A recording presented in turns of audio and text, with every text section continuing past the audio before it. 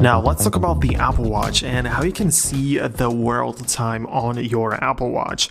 So how can you actually read the time? Because if you start the Apple Watch and go from the watch face, you can see, if you of course don't change up the order, you can see that in the middle is the clock watch face, but here on the left and on the right are orange, so sort of like clock icons. And if you didn't know about it, it's the same sections.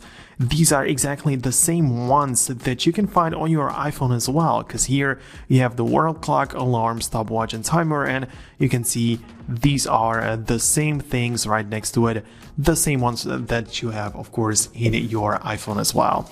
Anyways, here the one with the world, like a globe or whatever you want to call it, it's like a circle. This is the one which represents the world clock. So that means that you can always just check it out, and here in the main section you have a list of all the cities, of all the locations around the world that you want to see the time of. For me, I have the California and New York time, but I can easily add another city by clicking on the orange icon, and I can scribble and just write something else. So I can just look for London or something, and it's going to make sure that I can add this city here, so London, England, and it's going to appear here as well.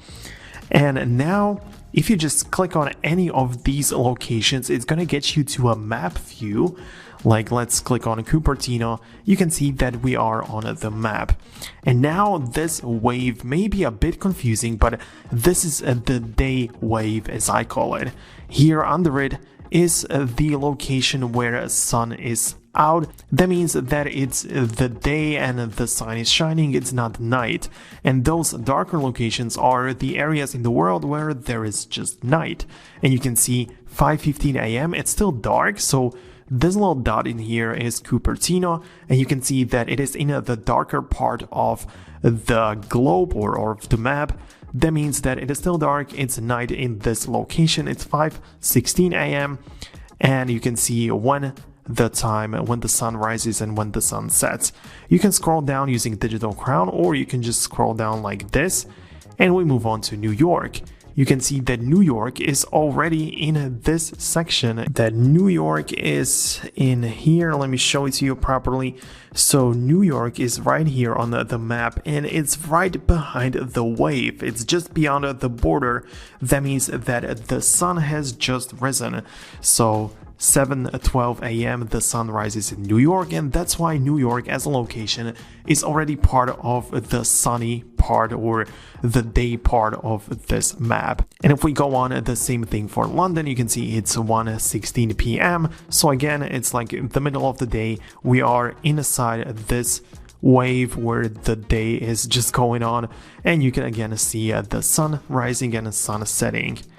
But you can also add some custom complications. That means that depends on the watch face that you use, but you can see that I here track the calories. Instead of calories, I can just add here the time in London. For example, let's say I have a relative in there. I want to just see what the time there is. So I'm going to hold down on it, click on edit, get to the complications, click on the complication at the bottom and choose something different. So you can see compass, calendar, you can see audiobooks, you have the alarm, and you just have to find and get to the world clock, and it should be somewhere at the bottom. So here, world clock, and here are going to be all the times which I have set, all the locations. So Cupertino, New York, and London are the three locations that I have inside the app. So I'm gonna click on London, so you can see that although it's 2:18 p.m. in my location, it's 1 hour earlier in London. So it just gives me an idea of what's going on, and I can see exactly what the time is in other locations around the world. And this is exactly how you can use it. Check out the next Apple Watch video right here by clicking on it, and we can see each other there.